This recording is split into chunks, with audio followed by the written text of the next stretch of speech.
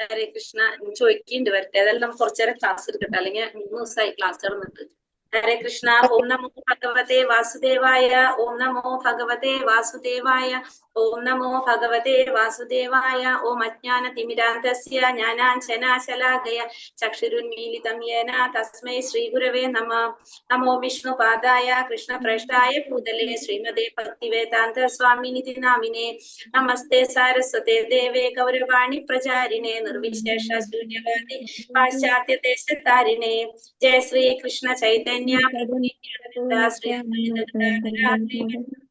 ഭക്തവൃന്ദ. ഹരേ കൃഷ്ണ കൃഷ്ണ കൃഷ്ണ ഹരേ ഹരേ, Hare Rama Rama Rama Hare Krishna. Shri Shri Radha Govind temple ISKCON ബാംഗ്ലൂരിന്റെ ഉപദേശാമൃതം ക്ലാസ്സിലേക്ക് എല്ലാവർക്കും സ്വാഗതം. ഹരേ കൃഷ്ണ. എല്ലാവർക്കും പ്രണാമം. നമ്മളിന്ന് 7ാമത്തെ മന്ത്രമാണ് എടുക്കാൻ പോകുന്നത്. 1 മുതൽ 6 വരെ ഉള്ള മന്ത്രമല്ല, ശ്ലോകങ്ങൾ നമ്മൾ പഠിച്ചു കഴിഞ്ഞു.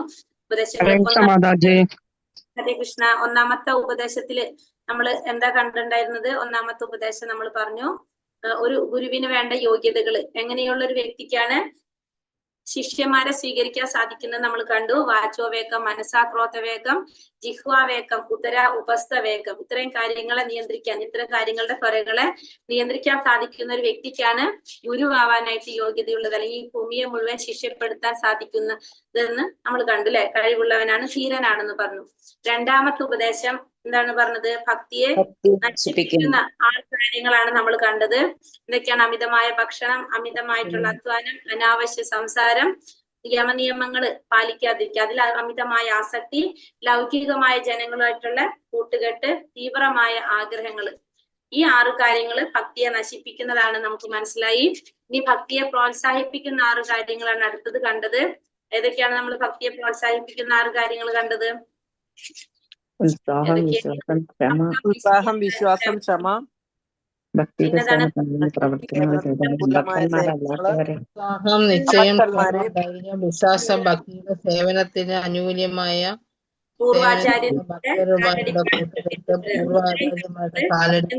ഭക്തിയെ പ്രോത്സാഹിപ്പിക്കുന്ന 6 കാര്യങ്ങളാണ് നമ്മൾ കണ്ടു.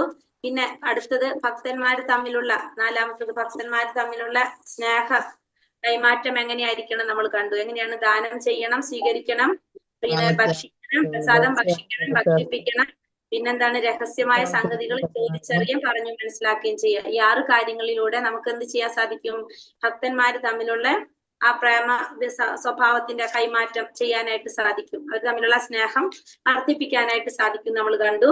5ാമത്തെ ഉപദേശത്തില് എന്താ പറഞ്ഞ? ഭക്തന്മാര് 3 പലതരത്തിലുള്ള ഭക്തന്മാരെ കുറിച്ചാണ് പറഞ്ഞത്. 3 തരത്തിലുള്ള ഭക്തന്മാര്. കൃഷ്ണന്റെ നാമം, ഭഗവാന്റെ കൃഷ്ണ എന്ന നാമം ഉച്ചരിക്കുന്നവനെ മനസ്സുകൊണ്ട് ആദരിക്കണം എന്ന് പറഞ്ഞു. ദീക്ഷ സ്വീകരിച്ച് ഭഗവാന്റെ നാമം ജപിച്ചുകൊണ്ടിരിക്കുന്ന ഭക്തനെ പ്രണാമം ചെയ്തുകൊണ്ട് നമ്മൾ ആദരിക്കണം എന്ന് പറഞ്ഞു. ഒരു ഉന്നത ഭക്തന്, അതായത് മറ്റുള്ളവരുടെ കുറ്റങ്ങളൊന്നും കാണാത്ത, അവരെ ദോഷങ്ങളൊന്നും കാണാത്ത, അന്യന്മാരെ നിന്ദിക്കാത്ത, ഏത് സമയവും ഭഗവാനെ കുറിച്ച് മാത്രം ചിന്തിക്കുന്ന ഭക്തന് സേവനം ചെയ്തുകൊണ്ട് ആദരിക്കണം എന്നുള്ളത് 5ാം ഉപദേശത്തില് രൂപഗോസ്വാമി പറഞ്ഞു തന്നു. 6ാമത്തെ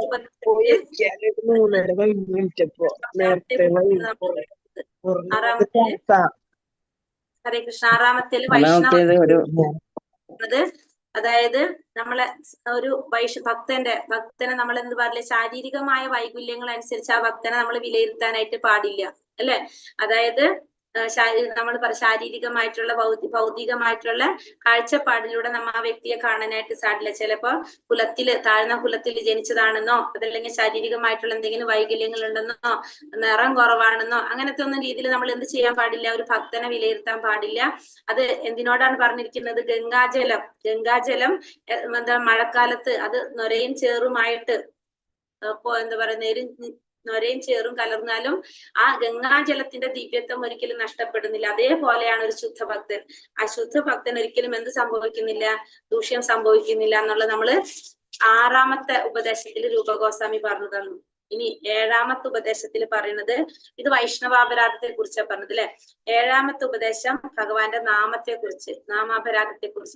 കുറിച്ചാണ് 7ാമത്തെ ഉപദേശത്തില് നമ്മൾ ഇനി കാണാൻ പോകുന്നത്. ഈ 6 ഉപദേശങ്ങൾ എല്ലാവർക്കും മനസ്സിലായിട്ടുള്ളതല്ലേ? ഹരേ കൃഷ്ണ. മനസ്സിലായി മാതാജി. എന്നിട്ട് ഏതായാലും 12 ഇത് മുഴുവൻ എടുത്തിട്ട് തന്നെയാ പരീക്ഷ വെക്കുന്നത് കേട്ടോ. 7 മണി തൊട്ട് എക്സാം വെക്കും ഒരു ദിവസം. 6 ആവുമ്പോ വെക്കാന്ന് പറഞ്ഞിരുന്നു. വെക്കാന്ന് പറഞ്ഞു, പക്ഷെ വിചാരിക്കുകയാണ് 11 എടുത്തിട്ട് തന്നെ വെക്കാന്ന്. ഹരേ കൃഷ്ണ. അപ്പൊ എന്താ നമ്മൾ പറയുന്നത്? ശ്ലോകം 7. കൃഷ്ണ നാമ ചരിതാതിസിതാപ്യവിദ്യ വിത്തോപതസ്തരസനസ്യ നാരോചികാനു കിന്വാദരാദനുദിനം ഖലു സൈവ ജുഷ്ട സ്വാതിക്രമാത് ഭവതി തദ്ഗതമൂലഹന്ത്രി. കൃഷ്ണ നാമ ചരിതാതിസിതാപ്യവിദ്യ പിത്തോപതസ്തരസനസ്യ നാരോചികാനു ഇന്തോദരാദനുദിനം ഖലു സൈവ ജുഷ്ട സ്വാതിക്രമാത് ഭവതി തദ്ഗതമൂലഹന്ത്രി. ഇതിനോട് പറയുന്നത് ഭഗവാന്റെ നാമം, രൂപം, ഗുണം, ലീലകള് ഇത് എങ്ങനെയാണെന്ന് പറയുന്നത്? കൽക്കണ്ടം പോലെ ഉത്കൃഷ്ട മധുരങ്ങളാണ്. എന്നാൽ അവിദ്യ ആകുന്ന രോഗം പിടികെട്ട നാവിന് രുചിയുള്ളതൊന്നും രുചിച്ചറിയാൻ സാധ്യമല്ല. അപ്പൊ അതായത് ഈ ഭഗവാന്റെ നാമത്തിന്റെ മാഹാത്മ്യത്തെ കുറിച്ച്, നാമത്തെ കുറിച്ചാണ് ഇവിടെ പറയുന്നത്. ഭഗവാന്റെ നാമവും രൂപവും ഗുണം, ലീലകള്, പ്രവർത്തികളൊക്കെ എങ്ങനെയാണ്? കൽക്കണ്ടം പോലെ മധുരമുള്ളതാണ്. നമുക്ക് എവിടെ നിന്ന് കേട്ടാലും ഭഗവാന്റെ ലീലകളെ കുറിച്ചും ഭഗവാന്റെ പ്രവർത്തികളെ കുറിച്ചും ഗുണങ്ങളെ കുറിച്ചും ഭഗവാന്റെ നാമം എല്ലാം നമുക്ക് എന്താണത്? മധുരമുള്ളതാണ്. നമുക്ക് കൽക്കണ്ടം പോലെ മധുരമുള്ളതാണ്. പക്ഷെ എന്താ സംഭവിക്കുന്നത്? അവിദ്യ എന്ന് പറഞ്ഞ രോഗം പിടിപെട്ട് കഴിഞ്ഞാൽ എന്താ സംഭവിക്കുന്നത്? നമുക്ക് ആ മധുരം അറിയാനായിട്ട് സാധിക്കില്ല. നമുക്ക് ഭഗവാനെ കുറിച്ച് അറിയില്ല. നമുക്ക് അജ്ഞാനമാണെങ്കിൽ നമുക്ക് എന്താ സാധിക്കില്ല? ഭഗവാനെ കുറിച്ച് മനസ്സിലാക്കാനായിട്ട് നമുക്ക് സാധിക്കില്ല. പക്ഷെ അത്ഭുതം എന്താണ് അവിടെ പറയുന്നത്? ഇത് നമ്മൾ എന്നാലും നമുക്കത് മധുരം ഇല്ലെങ്കിലും എന്നാലും നമ്മൾ ചെയ്തുകൊണ്ട് പോകുകയാണെങ്കിൽ പതുക്കെ നമുക്ക് എന്ത് വന്നുകൊണ്ടിരിക്കും? അതിനോട് എല്ലാ ദിവസവും ചെയ്തുകൊണ്ടിരുന്നാൽ നമുക്കത് സ്വാഭാവികമായിട്ട് രുചി വന്നുകൊണ്ടിരിക്കും. അതിനൊരു ഉദാഹരണം പറയുന്നത് കാമില രോഗം, അതായത് മഞ്ഞപ്പിത്തം ബാധിച്ച ഒരു വ്യക്തിക്ക് എന്തറിയാൻ സാധിക്കില്ല? രുചി അറിയാൻ സാധിക്കില്ല അല്ലെ? കൽക്കണ്ടത്തിന്റെ രുചി അറിയാൻ പറ്റും, മധുരം അറിയാൻ സാധിക്കും നമുക്ക്? മഞ്ഞപ്പിത്തം വന്നു കഴിഞ്ഞാൽ എങ്ങനെയാണ്? മധുരം അറിയാൻ പറ്റുമോ? കുടിച്ചിട്ടുള്ള ആരെങ്കിലും ഉണ്ടോ ഇതിൽ മഞ്ഞപ്പിത്തം വന്നിട്ടുള്ള? ഹരേ കൃഷ്ണ. അറിയില്ല മാതാജി. ഉണ്ടാവില്ല അല്ലെ? മഞ്ഞപ്പിത്തം പിടിച്ചു കഴിഞ്ഞാൽ അതേപോലെയാണ്. മഞ്ഞപ്പിത്തം പിടിച്ചു കഴിഞ്ഞാല് പക്ഷെ എന്നാലും നമ്മൾ എന്ത് ചെയ്യാണ്? അത് നമ്മൾ കഴിച്ച് വരുമ്പോ നമ്മളെ ഈ അസുഖം മാറുമ്പോ നമുക്ക് പതുക്കെ അതിനെന്ത് വരും? നമുക്ക് രുചി വന്നു തുടങ്ങും, ടേസ്റ്റ് വന്നു തുടങ്ങും. നമുക്ക് ആദ്യം നമുക്കതിന് മധുരം ഉണ്ടാവില്ല. പക്ഷെ എന്താ സംഭവിക്കുന്നത്? അസുഖം മാറുന്നതിനനുസരിച്ച് നമ്മള് അതിന്റെ രുചി വന്നുകൊണ്ടിരിക്കും നമുക്ക്. അതേപോലെയാണ് ഭഗവാന്റെ നാമം, രൂപം, ഗുണം, ലീലകള് അതൊക്കെ എങ്ങനെയാണ്? കൽക്കണ്ടം പോലെ തന്നെ മധുരമുള്ളതാണ്. പക്ഷെ അജ്ഞാനം കാരണം കൊണ്ട് അല്ലെങ്കിൽ അവിദ്യ കാരണം കൊണ്ട് നമുക്ക് എന്താണ്? നമുക്ക് അതിന്റെ ആ മധുരം, ആ രുചി നമുക്ക് തിരിച്ചറിയാനായിട്ട് സാധിക്കുന്നില്ല. പക്ഷെ എന്നിരുന്നാലും നമ്മൾ എന്ത് ചെയ്യാ? നിരന്തരം നമ്മൾ ഭഗവാന്റെ നാമം ജപിച്ചുകൊണ്ടിരിക്കുകയാണെങ്കിൽ സ്വാഭാവികമായിട്ടും മുടങ്ങാതെ നമ്മൾ അത് ചെയ്തുകൊണ്ടിരിക്കുമ്പോൾ സ്വാഭാവികമായിട്ടും നമുക്ക് അതിന് രുചി വരികയും ചെയ്യും. അങ്ങനെ ക്രമത്തിൽ നമ്മൾ എന്ത് മാറും? നമ്മളെ ഈ അവിദ്യ, അജ്ഞാനം മാറിപ്പോകും. ഇതാണ് ഈ 7ാമത്തെ ശ്ലോകത്തിൽ പറയുന്നത്. എന്താണ്? ഭഗവാന്റെ നാമം, രൂപം, ഗുണങ്ങള് എങ്ങനെയാണ് പറഞ്ഞ? കൽക്കണ്ടം പോലെ മധുരമുള്ളതാണ്. പക്ഷെ അവിദ്യ എന്ന് പറഞ്ഞ രോഗം പിടിപെട്ട കാരണം കൊണ്ട് നമുക്ക് എന്ത് സാധിക്കുന്നില്ല? ആ മധുരം അറിയാൻ നമുക്ക് സാധിക്കുന്നില്ല. പക്ഷെ എന്നിരുന്നാലും നമ്മള് നിരന്തരം ഭഗവാന്റെ നാമം ചൊല്ലിക്കൊണ്ടിരിക്കുകയാണെങ്കിൽ പതുക്കെ നമ്മുടെ എന്ത് മാറാണ്? നമ്മളെ അവിദ്യ എന്ന് പറഞ്ഞ രോഗം മാറുകയും നമുക്ക് സ്വാഭാവികമായിട്ട് ആ രുചി വരികയും ചെയ്യും. അപ്പൊ അതാണ് എന്തിൽ പറയുന്നത്? 7ാമത്തെ ഉപദേശത്തിൽ രൂപഗോസ്വാമി പറയുന്നത്. അതായത് ഭഗവാന്റെ നാമത്തിന്റെ പ്രാധാന്യത്തെ കുറിച്ചാണ് ഇവിടെ പറയുന്നത്. നാമത്തിന്റെ പ്രാധാന്യത്തെ കുറിച്ചാണ് പറയുന്നത്. ഇവിടെ എന്താണ് നമ്മൾ പറയുന്നത്? അതിന് മുന്നത്തെ വൈഷ്ണവ അപരാധം അല്ലെ? ഇപ്പൊ നാമാപരാധം അല്ലെങ്കിൽ നാമത്തിനെ കുറിച്ച് പറയും. എന്താ പറയുന്നത്? അപ്പൊ ഭഗവാന്റെ നാമം, ഗുണം, ലീല, പ്രവൃത്തി ഇതൊക്കെ എന്താണ്? കൽക്കണ്ടം പോലെ മധുരമുള്ളതാണ്. പക്ഷെ നമുക്ക് അവിദ്യ അല്ലെങ്കിൽ അജ്ഞാനം എന്ന രോഗം വന്നു കഴിഞ്ഞാൽ എന്താണ്? നമുക്ക് അതിന്റെ രുചി അറിയാനായിട്ട് സാധിക്കില്ല. നമുക്ക് അതിന്റെ മധുരം മനസ്സിലാക്കാനായിട്ട് സാധിക്കില്ല. എന്നിരുന്നാലും നമ്മൾ നിരന്തരം നിർത്താതെ ഭഗവാന്റെ നാമം ഉച്ചരിച്ചുകൊണ്ട് അല്ലെങ്കിൽ ജപിച്ചുകൊണ്ടിരുന്നു കഴിഞ്ഞാൽ ക്രമേണ നമ്മൾ എന്താണ്? നമ്മള് ആ അവിദ്യ ഇല്ലാതാകുകയും നമുക്ക് ആ ഭഗവാന്റെ നാമത്തിന്റെ രുചി അറിയാനായിട്ട് സാധിക്കും എന്നാണ് ഈ 7ാമത്തെ ഉപദേശത്തില് രൂപഗോസ്വാമി പറയുന്നത്. മനസ്സിലായോ? ഹരേ കൃഷ്ണ. ഹരേ കൃഷ്ണ. ഹരേ കൃഷ്ണ. മനസ്സിലായോ എല്ലാവർക്കും? ആയി മാതാജി. ആയി മാതാജി. ക്ലിയർ ആയി? ഒന്നുകൂടി പറയണം ഞാൻ? കൂടി പറഞ്ഞു മാതാജി ഒന്നും കൂടി പറയണം. ഹരേ കൃഷ്ണ. അപ്പൊ ഇവിടെ എന്താ പറയണത്? ഭഗവാന്റെ നാമത്തിനെ കുറിച്ച് അല്ലെ? ഭഗവാന്റെ നാമം, രൂപം, ഗുണം, ലീലകൾ ഇതെല്ലാം എങ്ങനെയാണ്? കൽക്കണ്ടം പോലെ മധുരമുള്ളതാണെന്ന് പറയുന്നത്. ഭഗവാന്റെ കൽക്കണ്ടത്തിന്റെ പ്രത്യേകത എന്താണ്? എവിടെ നിന്ന് രുചിച്ചാലും അതിന് മധുരമാണ് അല്ലെ? അതിന് തോടുന്ന ഒന്നുമില്ല. എവിടെ നിന്നായാലും നമുക്ക് കഴിച്ചാൽ എന്താണ്? അത് മധുരമുള്ളതാണ്. അപ്പൊ ഭഗവാന്റെ നാമം, രൂപം, ഗുണം, ലീലകളൊക്കെ എങ്ങനെയാണ്? അതേപോലെ തന്നെ കൽക്കണ്ടം പോലെ മധുരമുള്ളതാണ്. എന്നാൽ അവിദ്യ അല്ലെങ്കിൽ അജ്ഞാനം എന്ന രോഗം പിടിപെട്ട് കഴിഞ്ഞാൽ എന്താണ്? അജ്ഞാനം എന്ന് വെച്ചാൽ ഭഗവാനെ കുറിച്ച് നമുക്കൊന്നും അറിയുന്നില്ല. അങ്ങനത്തെ ഒരു രോഗം നമുക്ക് വന്നു കഴിഞ്ഞാല് നമുക്ക് എന്ത് സാധിക്കില്ല? അതിന്റെ രുചി അറിയാൻ നമുക്ക് സാധിക്കില്ല. ആ മധുരം നമുക്ക് അറിയാനായിട്ട് സാധിക്കില്ല. പക്ഷെ എന്നിരുന്നാലും നിരന്തരം നമ്മൾ ഭഗവാന്റെ നാമം ചെയ്തുകൊണ്ടിരിക്കുകയാണെങ്കിൽ, എന്നിട്ട് രുചി ഇല്ലെങ്കിലും നമ്മൾ ചെയ്തുകൊണ്ടിരിക്കുക. ചിലപ്പോ നമുക്ക് രുചി ഉണ്ടാവില്ല, നമുക്ക് മടി വരുന്നുണ്ടാവും, നമുക്ക് ഇഷ്ടക്കേട് വരുന്നുണ്ടാവും, നമുക്ക് ഉറക്കം വരുന്നുണ്ടാവും. എന്നിരുന്നാലും നമ്മൾ ചെയ്തുകൊണ്ടിരുന്ന് കഴിഞ്ഞാൽ പതുക്കെ പതുക്കെ എന്ത് മാറും? നമ്മുടെ അജ്ഞാനം മാറി നമുക്ക് എന്ത് വരും? നമുക്ക് ആ നാമത്തില് രുചി വരും. അതാണ് എന്തില് പറയുന്നത്? 7ാമത്തെ ഉപദേശത്തില് രൂപഗോസ്വാമി പറയുന്നത്. അപ്പൊ ഭഗവാന്റെ നാമം, രൂപം, ഗുണം, ലീലകൾ കൽക്കണ്ടം പോലെ മധുരമുള്ളതാണ്. പക്ഷെ അവിദ്യ എന്ന് പറഞ്ഞ അസുഖം നമുക്ക് ബാധിച്ചു കഴിഞ്ഞാൽ നമുക്ക് എന്ത് സാധിക്കില്ല? നമുക്ക് ആ മധുരം അനുഭവിച്ചറിയാനായിട്ട് സാധിക്കില്ല. അപ്പൊ എന്നിരുന്നാലും നമ്മള് നിരന്തരം ഭഗവാന്റെ നാമം ഉച്ചരിച്ചു പോന്നു കഴിഞ്ഞാല് ക്രമേണ നമ്മുടെ ഉള്ളിലെ ആ അവിദ്യ ഇല്ലാതാകുകയും ഭഗവാന്റെ നാമത്തില് രുചി താനെ വരികയും ചെയ്യും എന്നാണ് 7ാമത്തെ മന്ത്രത്തില് ഉപദേശത്തില് പറയുന്നത്. ഇപ്പൊ മനസ്സിലായോ എല്ലാവർക്കും? ഹരേ കൃഷ്ണ. ഒരാൾ പറയാവോ ആരെങ്കിലും? പറയാം. ഭഗവാന്റെ നാമം, രൂപം, ഗുണം, ലീലകൾ കൽക്കണ്ടം പോലെ മധുരമുള്ളതാണ്. എന്നാൽ അജ്ഞാനം എന്ന രോഗം പിടിപെട്ടാൽ അതിന്റെ രുചി നമ്മൾ അറിയുന്നില്ല. എന്നിരുന്നാലും നിരന്തരം ഭഗവാന്റെ നാമം ചൊല്ലിക്കൊണ്ടിരുന്നാൽ ക്രമേണ നമ്മൾക്ക് ആ അവിദ്യ ഇല്ലാതാകുകയും നാമത്തിൽ രുചി വരികയും ചെയ്യും. എങ്കിലും അത്ഭുതം എന്ന് പറയട്ടെ, ഈ മധുരങ്ങളായ പുണ്യനാമങ്ങൾ എല്ലാ ദിവസവും മുടങ്ങാതെ കീർത്തിച്ചു കൊണ്ടിരുന്നാൽ അയാളുടെ നാവിൽ സ്വാഭാവികമായി രുചി വരികയും അങ്ങനെ ആ രോഗം ക്രമത്തിൽ വേരറ്റു പോവുകയും ചെയ്യും. അത് ക്ലിയർ ആയല്ലോ? പിന്നെ അതിൽ പറയണെന്താണ്? ഈ ഭൗതിക ലോകത്തിൽ ഒരാൾക്ക് കൃഷ്ണാവബോധത്തെക്കാൾ പ്രിയങ്കരമായത് ഭൗതിക ജീവിതമാണെങ്കിൽ അയാളെ രോഗിയായി കണക്കാക്കാം. അപ്പൊ എങ്ങനെയുള്ളവരെയാണ് രോഗിയായിട്ട് കാണേണ്ടത്? കൃഷ്ണാവബോധത്തെക്കാൾ പ്രിയങ്കരം ഭൗതിക ജീവിതമാണെങ്കിൽ നമ്മളൊക്കെ ആരാണ്? രോഗികളാണ്. കാരണം ഭഗവാനോടുള്ള ഒരു ആഗ്രഹത്തെക്കാൾ നമുക്ക് ആഗ്രഹം ഭൗതികമായ ആഗ്രഹങ്ങളാണെങ്കിൽ നമ്മൾ എല്ലാവരും ആരാണ്? രോഗികളാണെന്ന് പറയാനായിട്ട് സാധിക്കും. അപ്പൊ ഈ ഭൗതിക ലോകത്തില് ഒരാൾക്ക് കൃഷ്ണാവബോധത്തെക്കാൾ പ്രിയങ്കരമായത് ഭൗതികമായ ജീവിതമാണെങ്കിൽ നമുക്ക് അയാൾ എന്ന് പറയാം? രോഗിയായിട്ട് കണക്കാക്കാനായിട്ട് സാധിക്കും. ജീവര സ്വരൂപഹായ കൃഷ്ണര നിത്യദാസ എന്ന ചൊല്ലനുസരിച്ച് ഭഗവാന്റെ നിത്യദാസത്വം എന്നതാണ് നമ്മുടെ സ്വാഭാവികമായ സ്ഥിതി. പക്ഷെ നമ്മൾ കൃഷ്ണന്റെ ബാഹ്യമായ മായാ ചൈതന്യത്താൽ ആകർഷിക്കപ്പെടുന്നു. അപ്പോ നമ്മൾ എന്താണ് പറയുന്നത് ഇവിടെ? ജീവര സ്വരൂപഹായ കൃഷ്ണര നിത്യദാസ. നമ്മളെല്ലാവരും ആരുടെ നിത്യദാസന്മാരാണ്? ഭഗവാന്റെ, കൃഷ്ണന്റെ ദാസന്മാരാണ് നമ്മുടെ എല്ലാവരും. അപ്പൊ നമ്മുടെ സ്വാഭാവികമായ അവസ്ഥ എന്ന് പറയുന്നത് എന്താണ്? ഭഗവാന്റെ ദാസിത്വം. അതാണ് നമ്മുടെ സ്വാഭാവികമായിട്ടുള്ള അവസ്ഥ. പക്ഷെ എന്ത് സംഭവിക്കാണ്? നമ്മളത് മറന്നു പോകാണ്. പക്ഷെ നമ്മളത് മറന്നു. നമ്മൾ ഈ ഭൗതിക ലോകത്തിൽ വരുന്നവരെ നമ്മൾ എന്താണ്? എന്ത് പറയാ? നമ്മള് ആനന്ദമയനാണ്, നമ്മൾ അങ്ങനെയാണ്. പക്ഷെ ഈ ഭൗതിക ലോകത്തിൽ കടക്കുമ്പോ ഭൗതിക പ്രകൃതിയുടെ 3 ഗുണങ്ങൾ ഏതെങ്കിലും ഒന്ന് നമ്മളെ സ്വാധീനിക്കുകയാണ്. കാരണം ഈ ഭൗതിക പ്രകൃതിയുടെ നിയമങ്ങൾ ബാധിക്കാൻ നമ്മൾ ഓരോരുത്തരും ബാധ്യസ്ഥരാണ്. ആ ജീവാത്മാവിനെ ഈ 3 ഗുണങ്ങൾ സ്വാധീനിക്കുന്നത് കൊണ്ട് ആ ജീവാത്മാവിന്റെ സ്വഭാവം പിന്നെ എന്തായിട്ട് മാറാണ്? ആ ഏത് ഗുണമാണോ സ്വാധീനിച്ചിരിക്കുന്നത് അതായിട്ട് മാറും നമ്മുടെ. അപ്പൊ നമ്മൾ എന്ത് മറന്നു പോകും? നമ്മളെ ഈ നിത്യദാസ്യം, നമ്മള് ഭഗവാന്റെ നിത്യദാസനാണെന്നും നമ്മുടെ ലക്ഷ്യം ഭഗവത് സേവനമാണെന്നുള്ളത് നമ്മൾ മറന്നു പോകും. അങ്ങനെ നമ്മൾ ഈ ഭൗതിക ലോകത്തിൽ പിന്നെ എന്ത് ചെയ്യാണ്? നമ്മളുടേതായ രീതിയിൽ ആ ഏത് ഗുണമാണോ നമ്മളെ സ്വാധീനിച്ചിരിക്കുന്നത് അതനുസരിച്ചുള്ള ഒരു ജീവിതം നമ്മൾ കൈക്കൊള്ളാണ് ചെയ്യുന്നത്.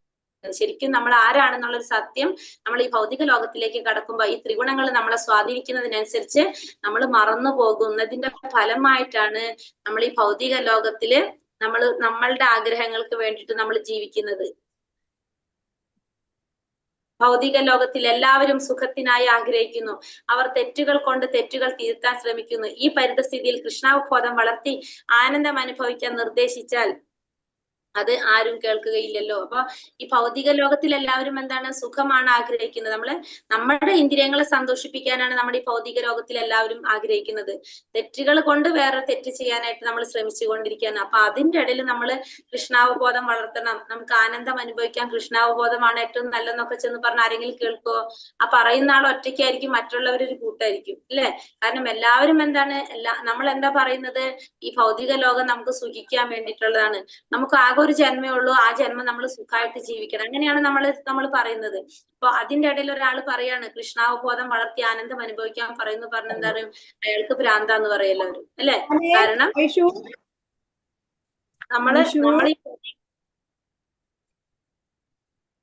നമ്മൾ ഈ ഭൗതിക ലോകത്ത് നമ്മൾ എന്താ ആഗ്രഹിക്കുന്നത്? നമ്മുടെ ഇന്ദ്രിയ സംതൃപ്തിയാണ് നമ്മൾ എല്ലാവരും ആഗ്രഹിക്കുന്നത്. അപ്പൊ അതിൽ കൃഷ്ണാബോധം വളർത്തണം എന്ന് പറയുന്നവര് എന്താണ്? അവര് വിഡ്ഢികളാണെന്നാണ് സമൂഹം പറയുന്നത്. ഇവിടെ രാഷ്ട്രീയക്കാർ, തത്വചിന്തകർ, ശാസ്ത്രജ്ഞന്മാർ എന്നീ ജനനേതാക്കൾ കൃഷ്ണാവബോധം ഇല്ലാത്തത് കൊണ്ട് അന്ധരെന്ന് പറയപ്പെടുന്നു. ഭഗവത്ഗീത വചനമനുസരിച്ച് ഇക്കൂട്ടർ ദുഷ്കൃതികളായ മൂഢന്മാരും മനുഷ്യൽ വെച്ച് അധമന്മാരുമാണ്. അപ്പോ ഭഗവത്ഗീത വചനമനുസരിച്ച് ഇവരെ നമ്മൾ അന്ധന്മാരെന്ന് പറയാം. ആരെയാണ്? രാഷ്ട്രീയക്കാര്, തത്വചിന്തകര്, ശാസ്ത്രജ്ഞന്മാരൊക്കെ ജനനേതാക്കള്. ഇവർക്കൊന്നും എന്തില്ല? കൃഷ്ണാവബോധം ഇല്ലാത്തത് കൊണ്ട്. ഇവരെന്തുകൊണ്ടാ പറയണത്?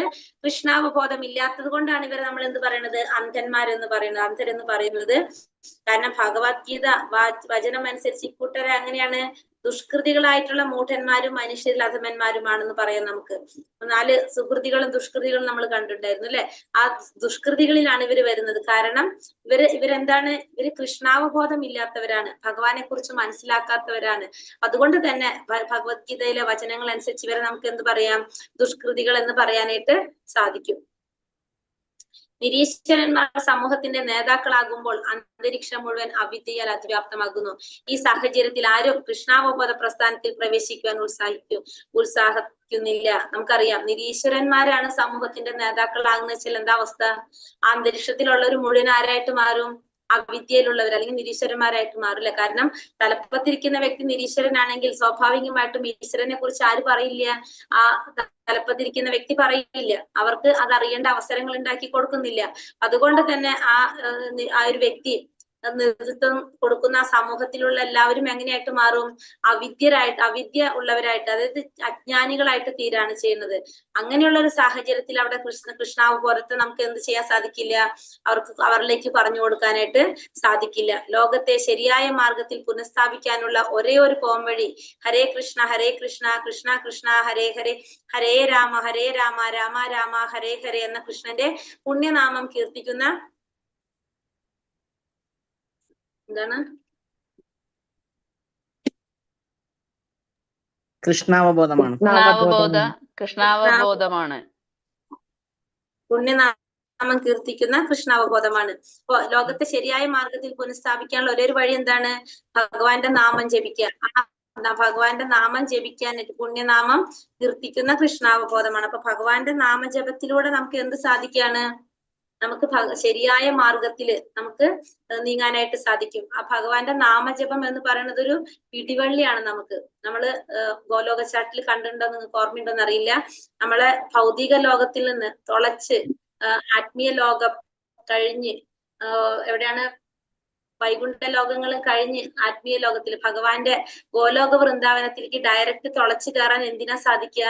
ഹരേ കൃഷ്ണ മഹാമന്ത്രത്തിന് മാത്രമാണ് സാധിക്കുക. ഇങ്ങനെ ലൈൻ പോലെ ഇങ്ങനെ പോണത് കാണാം ഗോലോക ചാട്ടിൽ. എന്ന് കഴിഞ്ഞിട്ട് ഞാൻ ജസ്റ്റ് കാണിച്ചു തരാം. അപ്പൊ അങ്ങനെ, അതായത് ഹരേ കൃഷ്ണ മഹാമന്ത്രം എവിടെ നിന്ന് വന്നതാണ്? ഭഗവാന്റെ ലോകത്ത് നിന്ന് വന്നതാണ്. അപ്പൊ അത് അത്രയും പുണ്യമായിട്ടുള്ളതാണ് എന്ത്? ഭഗവാന്റെ നാമം എന്ന് പറയുന്നത്. അവിദ്യ എന്നത് തന്റെ തന്നെ വ്യക്തിത്വത്തെ കുറിച്ച് ധാരണയില്ലാത്ത അഹങ്കാരമാണ് അതിന്റെ ആധാരം. അവിദ്യ എന്ന് പറഞ്ഞ എന്താണ്? തന്റെ തന്നെ വ്യക്തിത്വത്തെ കുറിച്ച് അറിവില്ലാത്തൊരവസ്ഥ. അതിനെയാണ് നമ്മൾ എന്ത് പറയുന്നത്? അവിദ്യ എന്ന്. ശരിയായ രോഗം മനസ്സിനാണ്. മനസ്സ് ശുദ്ധമായാൽ ബോധം ശുദ്ധമായി. ഭൗതികതാ രോഗത്താൽ അയാൾ ബാധിക്കപ്പെടുന്നില്ല. അപ്പൊ നമ്മളെ ശരിയായിട്ടുള്ള രോഗം എവിടെയാ വരുന്നത്? മനസ്സിനാണ് വരുന്നത്. മനസ്സ് ശുദ്ധമായി കഴിഞ്ഞാൽ സ്വാഭാവിക പുറകെട്ട് എന്താവും? നമ്മളെ അവബോധം, നമ്മളെ ബോധം ശുദ്ധമാകും. അപ്പൊ അങ്ങനെ ബോധം ശുദ്ധമായി കഴിഞ്ഞാൽ പിന്നെ നമ്മൾ എന്ത് ബാധിക്കുന്നില്ല?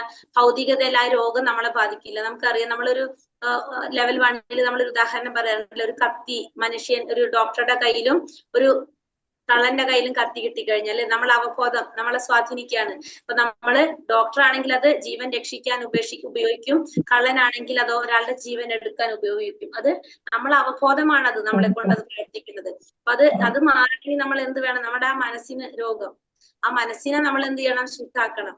അപ്പൊ മാത്രമേ നമുക്ക് സാധിക്കുള്ളൂ. അപ്പൊ അല്ലെങ്കിൽ നമ്മൾ എന്താണ്, ഈ രോഗം നമ്മളെ ബാധിച്ചുകൊണ്ടിരിക്കും. ഭഗവാൻ നാമജപത്തിന് 3 ഘട്ടങ്ങളുണ്ട്. നമ്മൾ ഇന്നലത്തെ ക്ലാസ്സിൽ പറഞ്ഞിട്ടുണ്ടായിരുന്നു അല്ലെ? ഭഗവാന്റെ നാമജപത്തിന് 3 ഘട്ടങ്ങളുണ്ട്. ഒന്നാമത്തതാണ് അപരാധങ്ങളുടെ ഘട്ടം, രണ്ടാമത്തത് അപരാധങ്ങൾ ചുരുങ്ങി വരുന്ന ഘട്ടം, മൂന്നാമത്തത് അപരാധ നിർമുക്തമായ ഘട്ടം. അപ്പൊ 3 ഘട്ടങ്ങളാണ് ഭഗവാന്റെ നാമജപത്തിനുള്ളത്. ഒന്നാമത്തേത് അപരാധ ഘട്ടം, രണ്ടാമത്തത് അപരാധങ്ങൾ ചുരുങ്ങി വരുന്നത്, മൂന്നാമത്തത് അപരാധ നിർമുക്ത ഘട്ടം. ആ 3 ഘട്ടത്തിനാണ് നമ്മൾ എന്ത് പറയുന്നത്? ഒന്ന് നാമാപരാധം, രണ്ടാമത്തത് നാമാഭാസം, മൂന്നാമത്തത് ശുദ്ധനാമം, അതല്ലെങ്കിൽ ശുദ്ധനാമം എന്ന് പറയാം. മൂന്നാമത്താണ് ശുദ്ധനാമം. അതൊരു 3 ഘട്ടങ്ങള്. ഫസ്റ്റത്തെ നാമാപരാധം, രണ്ടാമത്തെ നാമാഭാസ ചുരുങ്ങി വരുന്നത് നാമാഭാസ, മൂന്നാമത്തത് ശുദ്ധനാമം അപരാധ നിർമുക്തമായിട്ടുള്ള ഘട്ടം. 10 തരം നാമാപരാധങ്ങളെ സാവധാനം പരിഹരിച്ചാൽ അടുത്ത ഘട്ടം ദർശിക്കാം. നാമാപരാധ ജപത്തിന്റെയും ശുദ്ധജപത്തിന്റെയും മധ്യത്തിലുള്ള ഇവിടമാണ്. ശുദ്ധഘട്ടത്തിലേക്ക് കടന്നു കഴിഞ്ഞാൽ ഉടനെ മുക്തി ലഭിക്കുന്നു. അപ്പോ 10 തരം നാമാപരാധങ്ങൾ, അതിനെ നമുക്ക് പരിഹരിച്ച് ജപിക്കാൻ സാധിച്ചു കഴിഞ്ഞാൽ നമുക്ക് എന്ത് സാധിക്കും? അടുത്ത ഘട്ടത്തിലേക്ക് കടക്കാനായിട്ട് സാധിക്കും. അതായത് നാമാപരാധം കഴിഞ്ഞ അടുത്ത ഘട്ടം ഏതാണ്? നാമാഭാസം. നാമാഭാസത്തിൽ കടക്കാൻ സാധിക്കും. ഈ നാമാഭാസം എന്ന് പറയുന്നത് എന്താണ്? നാമാപരാധത്തിനും ശുദ്ധനാമത്തിനും ഇടയിലുള്ള ഘട്ടമാണ് എന്ത്? നാമാഭാസം എന്ന് പറയുന്നത്. സംസാരമാകുന്ന കാട്ടുതീയിൽ നിന്ന് രക്ഷപ്പെട്ടാൽ അയാൾക്ക് ദിവ്യ ജീവിതത്തിന്റെ രുചി അറിയുവാൻ ഇടവരും. അപ്പൊ ഒരു വ്യക്തിക്ക് എപ്പോഴാണ് ആ ദിവ്യ ജീവിതത്തിന്റെ രുചി മനസ്സിലാക്കാൻ സാധിക്കുന്നത്? സംസാരമാകുന്ന കാട്ടുതീയിൽ നിന്ന്. നമ്മളെ ഈ ഭൗതിക ലോകത്തിലെ ഈ എന്താ പറയാ, പടർന്നു പിടിക്കുന്ന തീ പോലെയാണിത്. അപ്പൊ അത് മാറിക്കഴിഞ്ഞാൽ നമുക്ക് എന്തറിയാൻ സാധിക്കും? നമ്മുടെ ദിവ്യ ജീവിതത്തിന്റെ രുചി എന്താന്നുള്ളത് നമുക്ക് അറിയാൻ സാധിക്കും. ജപം മൂലം ശ്രദ്ധ വർദ്ധിച്ചാൽ അയാൾക്ക് കൃഷ്ണാവബോധ സമിതിയിൽ അംഗമാകാം. ചില അനുകരണക്കാർ ക്രമത്തിൽ കൃഷ്ണാവബോധ തൽപരരായി തീർന്ന് ആചാര്യൻ നിന്ന് ദീക്ഷ അവിടെ എന്താ വേട്?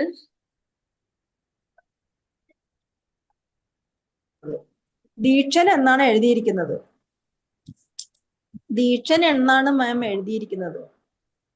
ദീക്ഷൻ മുന്നോട്ട് വരാറുണ്ട്. ദീക്ഷ സ്വീകരിക്കുന്ന ആളായത് കൊണ്ടായിരിക്കാം ദീക്ഷൻ എന്ന് പറയുന്നതെന്ന് തോന്നുന്നു. സ്വീകരിക്കാനായിരിക്കും. ദീക്ഷൻ എന്നാണ് എഴുതിയിരിക്കുന്നത്. ആചാര്യൻ ദീക്ഷ സ്വീകരിക്കാൻ മുന്നോട്ട് വരാറുണ്ട്. ആത്മാർത്ഥത ഉള്ളവന് ദീക്ഷ നൽകപ്പെടാറുമുണ്ട്. സ്വീകരിക്കാനാ, ദീക്ഷ സ്വീകരിക്കാനാ. എന്റെ അടുത്ത ലൈൻ അങ്ങനെയാ, അതോട് ചേർന്നാ വന്നത്. ദീക്ഷ നേടുവാൻ മുന്നോട്ട് വരാറുണ്ട്. സ്വീകരിക്കാനും നേടുവാനൊക്കെ ഒന്ന് തന്നെയാ. സ്വീകരിക്കണതും നേടണതും വ്യത്യാസമുണ്ടല്ലോ.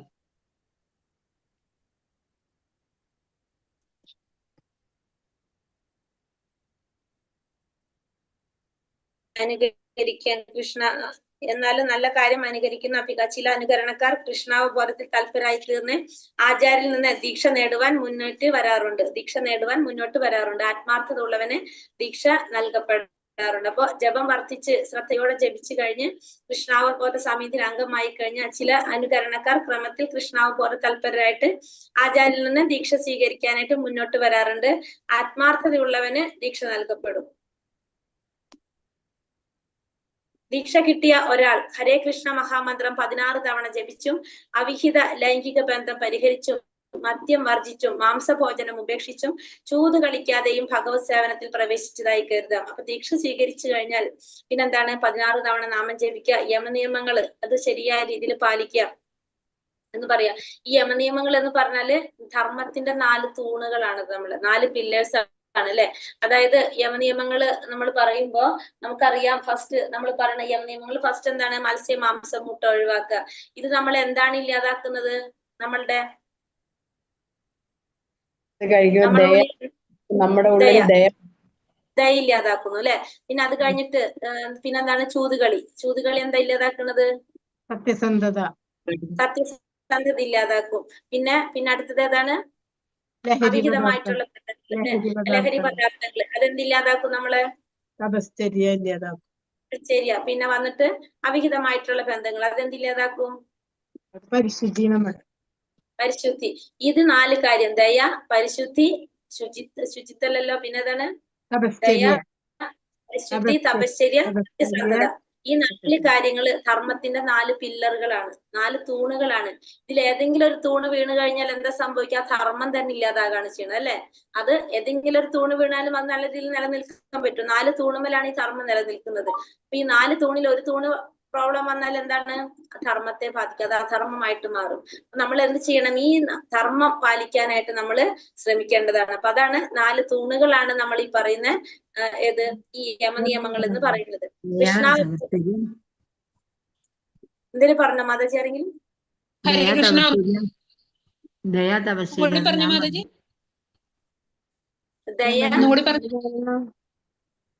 ദയ, സത്യസന്ധത, തപശ്ചര്യ, പരിശുദ്ധി. ദയ, തപശ്ചര്യ, സത്യസന്ധത, പരിശുദ്ധി. ഇത് 4 തൂണുകളാണ് നമ്മള്. ഇതിൽ ഒരു തൂണ് പറഞ്ഞാൽ എന്താ സംഭവിക്കുക? ധർമ്മം താഴെ വീഴും. അപ്പൊ അതുകൊണ്ട് ഈ 4 തൂണുകളുമല്ലാണ് എന്ത് നിൽക്കുന്നത്? ധർമ്മം നിലനിൽക്കുന്നത്. അപ്പൊ അല്ലെങ്കിൽ നമ്മൾ അധർമ്മത്തിലാണ് നമ്മളെന്ന് പറയാം. കൃഷ്ണാവബോധമായി ഗാഠബന്ധമുണ്ടാകുമ്പോൾ അനർത്ഥങ്ങൾ വിട്ടൊഴിഞ്ഞു പോകുന്നു. അനർത്ഥങ്ങളിൽ നിന്ന് നിവർത്തി ലഭിച്ച ഒരാൾക്ക് കൃഷ്ണാവബോധ പ്രവർത്തനങ്ങളിൽ ഉറച്ചു നിൽക്കാനായിട്ട് സാധിക്കും. അപ്പൊ അനർത്ഥ നിവർത്തി എന്ന് പറഞ്ഞത് കേട്ടിട്ടുണ്ടോ?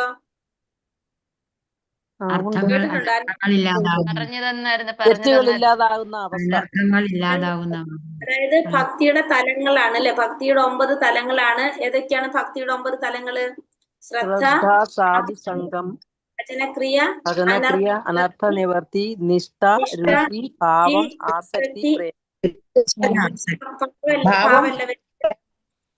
രുചി, ആസക്തി, ഭാവം, പ്രേമം. അതാണ് ആ ഓർഡർ വരുന്നത്. ഇതൊക്കെയാണ് എല്ലാവർക്കും അറിയാവോ? അത് അറിയാം. അതൊന്നും കൂടെ പറഞ്ഞു തന്നായിരുന്നു. ഒരു മിനിറ്റ് മാതാജി, എല്ലാവർക്കും അറിയാത്തത് ഒന്നും കൂടെ ഒന്ന് പറയാം മാതാജി. അത് ശരി.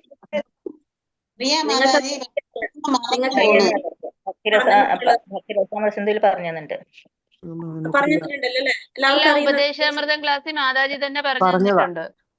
അറിയാത്തവർക്ക് പറഞ്ഞു കൊടുക്കട്ടെ. ഇനിയിപ്പോ എന്താ? ഹരേ കൃഷ്ണ. എല്ലാവർക്കും അറിയോന്ന് ചോദിച്ചാൽ ഒന്നും കൂടി പറയണമെന്ന് അറിയാൻ വേണ്ടിട്ടാണ്. ഇത് കേൾക്കാത്തവരുണ്ടോ ആരെങ്കിലും? ഈ 9 തലങ്ങൾ ഭക്തിയുടെ കേട്ടിട്ടുണ്ട്. ഇന്നലെ എല്ലാരും ഇതിരുന്ന് പഠിച്ച മാതാജി. 9 തലങ്ങൾ ഏതൊക്കെയാണ്? ഒന്നാമത് ഫസ്റ്റ് നമ്മൾ പറഞ്ഞ ശ്രദ്ധ, വിശ്വാസം, ശ്രദ്ധ, സംഘ, ഭജനക്രിയ, അനർത്ഥ നിവർത്തി, നിഷ്ഠ, രുചി, ആദ്യത്തെ 3 ആരുടെ ഉത്തരവാദിത്തമാണ്? നമ്മുടെ ഉത്തരവാദിത്തമാണ്. നിഷ്ഠ ഏതൊക്കെയാണ്? ശ്രദ്ധ, സാധുസംഘ, ഭജനക്രിയ. ഇത് 3 നമ്മൾ ചെയ്യണം. നമ്മൾ ചെയ്താലേ നമുക്ക് അടുത്തതിലേക്ക് നമുക്ക് കടക്കാൻ പറ്റുള്ളൂ. പക്ഷെ അടുത്തതിൽ കടന്നാൽ അവിടുന്ന് പോകാനായിട്ട് കുറേ സമയം നമുക്ക് എടുക്കും. നമ്മൾ എടുക്കും. പക്ഷെ ഇത് 3 നമ്മൾ ചെയ്തു വന്നാലേ നമുക്ക് അതിലേക്ക് കടക്കാനായിട്ട് പറ്റുണ്ടാവുള്ളൂ. അതുകൊണ്ട് നമ്മൾ ശ്രദ്ധിക്കാം. അപ്പൊ ഈ അനർത്ഥങ്ങൾ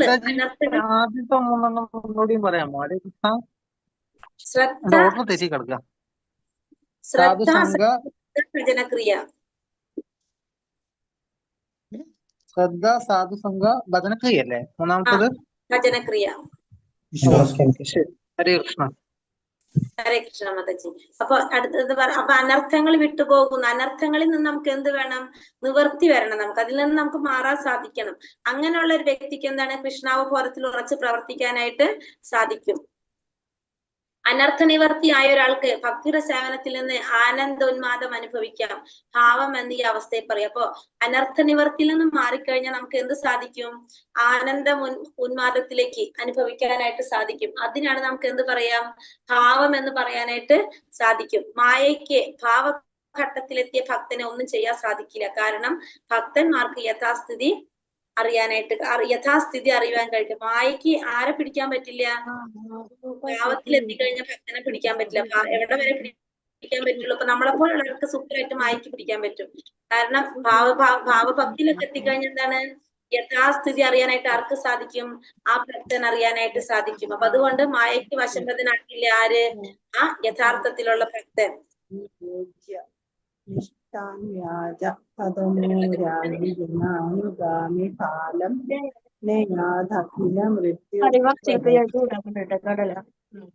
ഹരേ കൃഷ്ണ. ഉപദേശത്തിൽ പറയുന്നത് മെയിൻ ആയിട്ട് ഇവിടെ എന്താണ് പറഞ്ഞത്? ഭഗവാന്റെ നാമത്തെ കുറിച്ചാണ് ഇതിൽ പറഞ്ഞിരിക്കുന്നത്. എന്താണ് നാമത്തെ കുറിച്ച് പറഞ്ഞിരിക്കുന്നത്? ഭഗവാന്റെ നാമം ഏതുപോലെയാണെന്ന് പറഞ്ഞ ഭഗവാന്റെ നാമം, രൂപം, ഗുണം, ലീലകള് ഏതേപോലെയാണ്?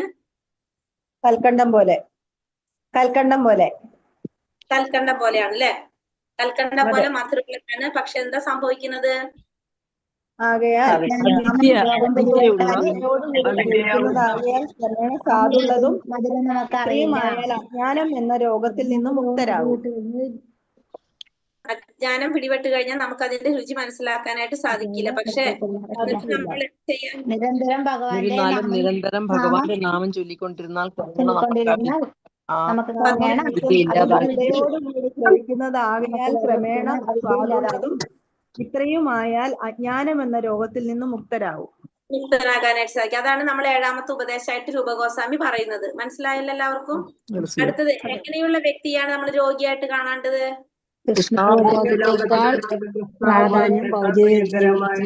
ഭൗതിക ജീവിതമാണെങ്കിൽ അയാളെ രോഗിയായി കണക്കാക്കാം. കൃഷ്ണാവബോധത്തെക്കാളും നമുക്ക് താല്പര്യം ഭൗതികമായിട്ടുള്ള ജീവിതമാണെങ്കിൽ നമുക്ക് എന്ത് പറയാം?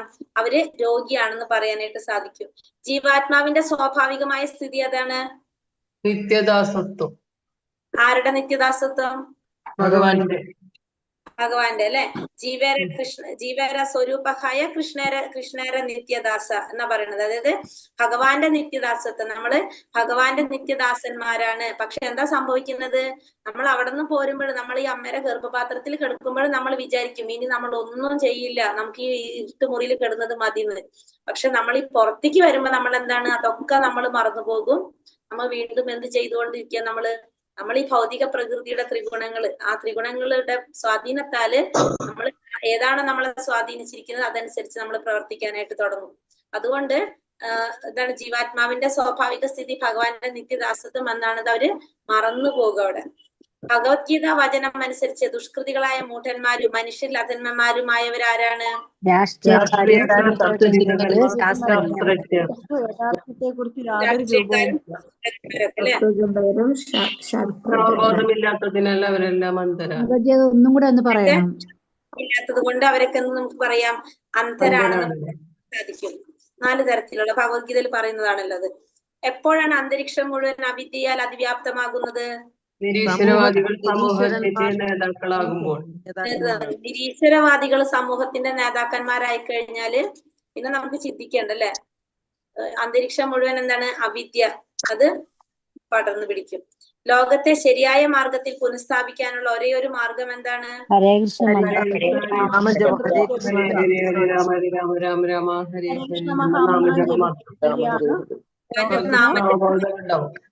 ഭഗവാന്റെ നാമജപം മാത്രമാണ് അതിനുള്ള ഒരേ ഒരു പോംവഴി എന്ന് പറയുന്നത് അല്ലെ? ഒരു മാർഗം.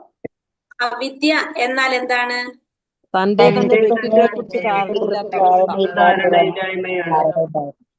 തന്റെ വ്യക്തിത്വത്തെ തന്റെ ആത്മീയ വ്യക്തിത്വത്തെ കുറിച്ച് തന്നെ അറിയാത്തൊരവസ്ഥ, ധാരണ ഇല്ലാത്തൊരവസ്ഥയെ നമുക്ക് എന്ത് പറയാം?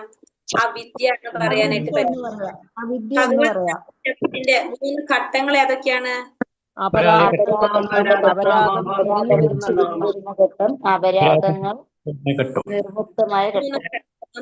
ഒന്ന് അപരാധങ്ങളുടെ ഘട്ടം. ഇപ്പൊ നമ്മളൊക്കെ നാമം ജപിക്കുന്നത് എങ്ങനെയാണ്? അപരാധ ഘട്ടത്തിലൂടെ നമ്മളൊക്കെ പോയിക്കൊണ്ടിരിക്കുന്നത്. പക്ഷെ നമ്മൾ എന്നാലും നമ്മൾ നാമം ജപിച്ച് നമുക്ക് എന്ത് വരും? 2ാമത്തെ ഘട്ടത്തിലേക്ക് നമ്മൾ കടക്കും. അപരാധങ്ങൾ ചുരുങ്ങി വരുന്ന ഒരു ഘട്ടത്തിലേക്ക്. അതിലേക്ക് എത്താനും കുറെ സമയം ഉണ്ടാവും. പക്ഷെ എന്നാലും നമുക്ക് അവിടേക്ക് എത്തും. അത് കഴിഞ്ഞിട്ട് 3ാമത്തെ ഘട്ടമാണ് എന്ത്? അപരാധം, നാമാഭാസം, പിന്നെ ശുദ്ധനാമം. അതാണ് 3 പറയുന്ന പേര്. ഫസ്റ്റത്തെ നാമാപരാധം, 2ാമത്തത് നാമാഭാസം, 3ാമത്തത് ശുദ്ധ നാമം. ഫസ്റ്റത്തത് ഒന്നാമത്തെ എന്താണ് അപരാധങ്ങളുടെ ഘട്ടം എന്ന് പറയുന്നത് നാമാപരാധം. രണ്ടാമത്തെ അപരാധങ്ങൾ ചുരുങ്ങി വരുന്നത് നാമാഭാസ. മൂന്നാമത്തെ അപരാധ നിർമുക്തം എന്ന് പറഞ്ഞാൽ ശുദ്ധനാമം.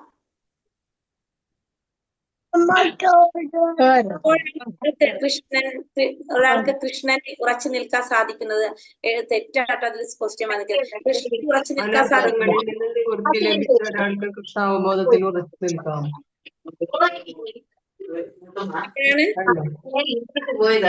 മാതാജി ഹരേ കൃഷ്ണ, ഒത്തിരി ഡിസ്റ്റർബൻസ് വരുന്നു. ഹരേ കൃഷ്ണ, ക്ലാസ്സിൽ ശ്രദ്ധിക്കാത്തവരും മ്യൂട്ട് ചെയ്ത് വെച്ചോളൂ. അപ്പം അല്ലാത്തവർക്ക് കിട്ടുമല്ലോ, അതിന്റെ ഗുണം കിട്ടുമല്ലോ. ഹരേ കൃഷ്ണ. അപ്പൊ എന്താണ് പറഞ്ഞത് ഇവിടെ? എപ്പോഴാണ് ഒരാൾക്ക് കൃഷ്ണന് ഉറച്ചു നിൽക്കാൻ സാധിക്കുന്നത്? അനർത്ഥങ്ങളിൽ നിന്ന് നിവർത്തി ലഭിച്ച ഒരാൾക്ക് കൃഷ്ണാവബോധ പ്രവർത്തനങ്ങളിൽ ഉറച്ചു നിൽക്കാം. അതാണോ മാതാജി? കൃഷ്ണാവബോധത്തിൽ തന്നെയാണ് അവിടെ കൃഷ്ണനിൽ നിന്നുള്ളത് പറഞ്ഞത്. ശരി, കൃഷ്ണാവബോധത്തില് അനർത്ഥങ്ങളിൽ നിന്ന് നിവർത്തി ലഭിക്കുക, അനർത്ഥ നിവർത്തി. അനർത്ഥങ്ങളിൽ നിന്ന് നിവർത്തി ലഭിച്ച ഒരാൾക്ക് കൃഷ്ണാവബോധത്തില് ഉറച്ചു നിൽക്കാനായിട്ട് സാധിക്കും. അപ്പൊ ആ വ്യക്തിക്ക് എന്താ അനുഭവിക്കാൻ സാധിക്കും? ആനന്ദം, ആനന്ദോന്മാദം അനുഭവിക്കാനായിട്ട് സാധിക്കും. ഭക്തിയുടെ 9 ഘട്ടങ്ങള് ഏതൊക്കെയാണ്? 9 ഘട്ടങ്ങള്. ശ്രദ്ധ, സാധുസംഗം, ഭജനക്രിയ, നിഷ്ഠ, ആസക്തി, രുചി, വിശ്വാസം, പ്രേമം, അനർത്ഥ നിവൃത്തി. അതിലൊക്കെ മാതാജി ഈ ഓർഡറിൽ തന്നെ പറയണത്. ശ്രദ്ധ, സാധുസംഗ, ഭജനക്രിയ, അനർത്ഥ നിവർത്തി, നിഷ്ഠ, രുചി, ആസക്തി, ഭാവം, പ്രേമം. മാതാജി അതൊന്നും കൂടെ പറയാ. ശ്രദ്ധ, സാധുസംഘ, ഭജനക്രിയ, പിന്നെന്താണ്? അനർത്ഥ നിവർത്തി. അനർത്ഥ നിവർത്തി, അനർത്ഥങ്ങള് ഇല്ലാതാക്കി. ഭാവം, പ്രേമം, അനർത്ഥ നിവൃത്തി. അനർത്ഥ നിവർത്തി. അത് കഴിഞ്ഞ നിഷ്ഠ, നിഷ്ഠ, നിഷ്ഠ, രുചി, ആസക്തി, രുചി, ആസക്തി, ഭാവം, പ്രേമം. പ്രേമം. ആസക്തി, ഭാവം, പ്രേമം.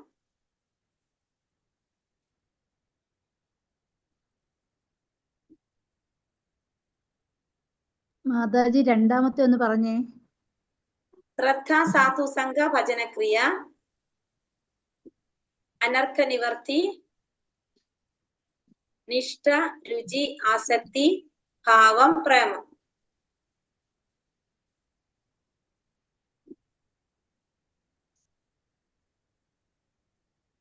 എല്ലാവർക്കും കിട്ടിയോ? കിട്ടി. ഏത് തലത്തിലാണ് മായയ്ക്ക് ഒരു ഭക്തനെ ശല്യപ്പെടുത്താൻ സാധിക്കാത്തത്? ഭാവഘട്ടത്തിലെത്തിയ ഭക്തനെ. ഭാവഘട്ടത്തിൽ എത്തിക്കഴിഞ്ഞാല് ആ ഭക്തനെ പിന്നെ ആർക്ക് ഒന്നും ചെയ്യാൻ സാധിക്കില്ല, മായയ്ക്ക് ഒന്നും ചെയ്യാൻ പറ്റില്ല. പിന്നെ ആരെ സംരക്ഷണ കിട്ടുന്നത്? ഭഗവാന്റെ അല്ല. ഭഗവാന്റെ ആരാണ് സംരക്ഷിക്കുന്നത്? ഭഗവാന്റെ ഏത് ശക്തിയെ സംരക്ഷിക്കുന്നത്? അന്തരംഗ ശക്തി. ഭഗവാന്റെ അന്തരംഗ ശക്തിയുടെ സംരക്ഷണത്തിലായിരിക്കും. അല്ലെ? മഹാത്മാക്കള് ഭഗവത്ഗീതയിൽ പഠിക്കുന്നില്ലേ? മഹാത്മാക്കൾ ആര് സംരക്ഷിക്കും? ഭഗവാന്റെ അന്തരംഗ ശക്തി സംരക്ഷിക്കും. നമ്മളെ പോലുള്ളവർ ആര് സംരക്ഷിക്കും? ബഹിരംഗ ശക്തി. ബഹിരംഗ ശക്തി, അതായത് ദുർഗാദേവിയുടെ സംരക്ഷണത്തിലായിരിക്കും നമ്മൾ. അല്ലെ? നമ്മൾ എങ്ങനെ പരീക്ഷിച്ചുകൊണ്ടിരിക്കും. പല നമ്മൾ അതിലേക്ക് കുറച്ച് മുന്നിലേക്ക് പോകുമ്പോൾ നമുക്ക് കുറെ പരീക്ഷണം തരും. അപ്പൊ നമ്മൾ വീണ്ടും പിന്നിലേക്ക് വരും, പിന്നെ നമ്മളെ പരീക്ഷിക്കും. അപ്പൊ അങ്ങനെ വരുമ്പോ നമ്മൾ അതിൽ ഉറച്ച് ലാസ്റ്റ് നമ്മൾ വേണോ വേണ്ടെന്നൊരു തീരുമാനത്തിലെത്തും. അല്ലെങ്കിൽ ഞാൻ വിട്ടുപോകണം, എനിക്ക് പറ്റുന്നില്ല എന്ന് പറയും. അത് അങ്ങനെ ചെയ്തുകൊണ്ടിരിക്കുക. അതാണ് ആര് ചെയ്യുന്നത്? ഭഗവാന്റെ ബഹിരംഗ ശക്തി ചെയ്യുന്നത്, ദുർഗാദേവി ചെയ്യുന്നത്.